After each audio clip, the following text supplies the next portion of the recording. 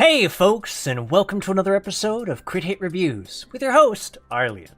On today's episode, I'll be talking about Shotgun with Glitter's twin-stick shooter, Mass Destruction.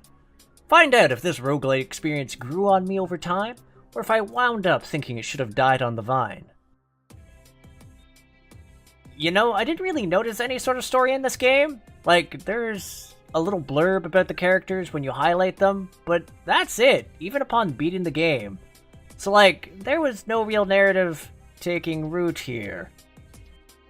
The game itself starts out simple enough, especially since there's initially nothing you can really customize at the beginning. So you just get tossed into the thick of things, where you pilot a relatively fragile mech armed with a puny blaster that slowly recharges itself, and a buzzsaw.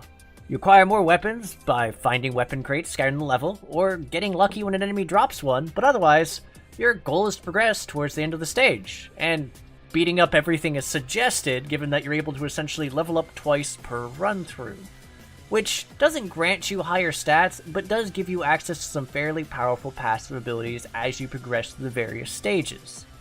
The roguelike part of this adventure comes from the fact that as you wander through these enemy-laden levels, you will slowly be acquiring green crystals, which can be used as currency in shops hidden in each stage. Shops which don't sell immediate upgrades, but rather upgrades that you can use or that will apply to future runs. Some examples of these things include other pilots, there's 3 in total, who have very different mechs compared to your starter, as well as an additional passive and active slot for your mechs, and the abilities that go in those, since remember that part where I said you don't start with anything? See, as much as you gain neat mech upgrades as you gain ranks during the stages, there are unique options that you can equip that fundamentally make the game easier for you. Like the active skill that gives you a dash so you can actually dodge, or a shield, or a passive skill that gives you a free mech rank every time you clear a stage, and which actually allows you to bypass the normal cap of 2. Not that I needed those, admittedly, because I ended up clearing the game in something like 2 hours and 20 minutes and unlocking the majority of the passives and actives without ever actually putting them into use.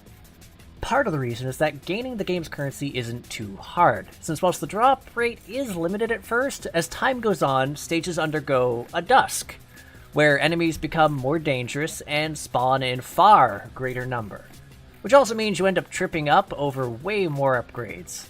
The second part is that if you hit a high enough mech rank, whenever you rank up further, you're offered currency as a level up option. So if you're missing any of the more expensive options in the bonus shop, you can use that to level up. The other part of the reason is that the game isn't terribly challenging if you play smart. While some of the bosses are neat, I never felt endangered by them. In fact, the majority of my deaths or near-death experiences came by means of explosives, such as bazooka enemies or bombers. And I had the foresight of getting a mech upgrade that allowed me a grace period after nearly being killed. Thank you, Last Stand, which allowed me to coast through the game a fair bit easier than I otherwise would have, especially since I comboed it with another mech upgrade that let me heal whenever I killed people with ranged weapons. Though I mean, also, I think most of what actually ended up ending in death was specifically bazookas that I was in the process of shooting into an enemy that decided to rush or basically spawn in my face. Cha. Not really my finest moments. There is an upgrade that allows you to not blow yourself up, but I mean, that not necessary to beat the game. Just don't use bazookas at first. In any case, I only had 3 bosses I need to tap dance on the heads of, given there's 1 every 6 levels, culminating in a sort of climatic battle at the 18th stage, by which point I was punted back to a new loop of the game, where enemies were immensely weak because they didn't scale. And that was about that. I walked out of the game, swapped over to a new pilot, now geared up with a heckaton of passives, and proceeded to wonder if there's anything new to discover, or the like. And, not so much, as it were. What you see is what you get. I finished maxing out everything within like 5 to 10 minutes after that, and that was that. Anyways, whilst I didn't mind the sound effects or the soundtrack to Mass Destruction, I did become altogether familiar with the game's tracks repeating themselves over time, so it suffices to say it didn't really wow me in this department, and there wasn't a huge amount of variety there.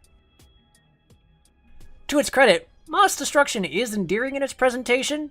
given it takes the whole murderous mech battle formula and makes it pretty cute. That's really all I have to say there, though. So I guess after I've had all this time just unpack all the junk in Moss Destruction's trunk, I can only come to one conclusion.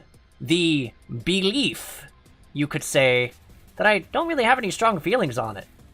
It was an alright game that I enjoyed some funny, silly moments during, while other times I just sort of simply coasted through being underwhelmed. Whilst I did enjoy myself for a portion of the playthrough, there was plenty of times where I was just waiting for more variety or things to go down.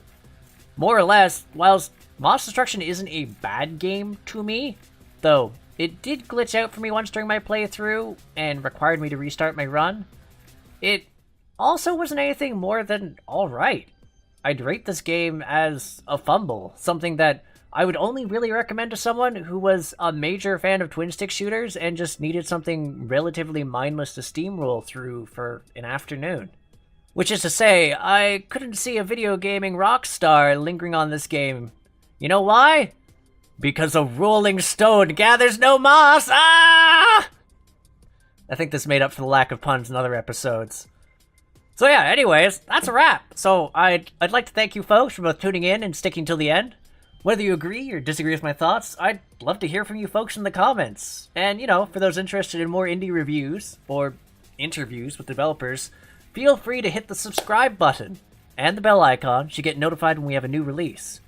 Lastly, join our Discord, link in the description and the banner so you can become a part of our community. It's cozy there.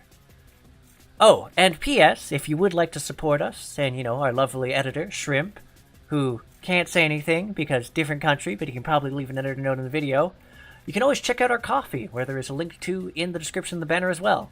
Anywho, I'll catch you on the next episode of Crit Hit. Take care till then, folks.